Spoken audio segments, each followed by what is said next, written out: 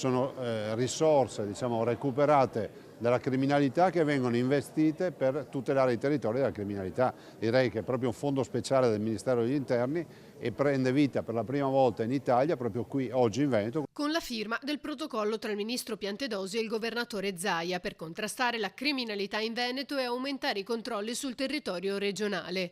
Tra i firmatari anche Prefettura, CAV e Veneto Strade. Il primo protocollo di una stagione che noi abbiamo immaginato di inaugurare, di protocolli operativi da fare con le regioni per l'implementazione dei sistemi di videosorveglianza, ma più in generale per mettere insieme quote di cofinanziamento di cui il Ministero dell'Interno dispone, nella fattispecie il Fondo Unico di Giustizia, ma c'è il Fondo Sicurezza Urbana. Noi abbiamo già destinato anche altre risorse e altre ne destineremo a una regione come il Veneto. La cosa positiva qui è che è la prima regione che arriva, insomma, a compimento del negoziato che avevamo avviato. Centinaia di occhi elettronici vigileranno sulla rete stradale e autostradale lunga 600 km. Sono 350 telecamere, ma a noi interessa dire che approfittando di tutta la rete viaria riusciamo a questo punto a controllare il milione di veicoli che ogni giorno transita attraverso i confini della regione del Veneto.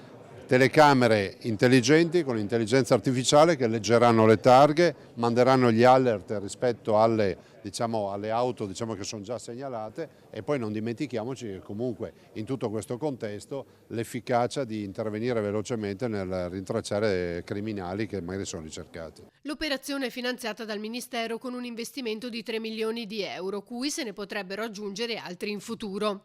La visita del Ministro però è stata anche l'occasione per fare chiarezza sulla questione dei centri per migranti in Albania, che, ha sottolineato Piantedosi, non possono diventare CPR in quanto il CPR esiste già. Strutture come quelle dell'Albania sono stati certificate negli ultimi documenti europei. Si parla di soluzioni innovative, di hub regionali dedicate ai rimpatri, quindi l'Italia l'ha fatto per primo, adesso l'Europa certifica nei documenti ufficiali programmatici del futuro ipotesi come queste, quindi non possiamo che esprimere soddisfazione su questo. No? Un paese come l'Italia, secondo la nuova regolamentazione europea, dovrà farsi trovare pronta a giugno del 2026 con circa 8.000 posti a disposizione come paese di prima frontiera per trattare le procedure accelerate di frontiera.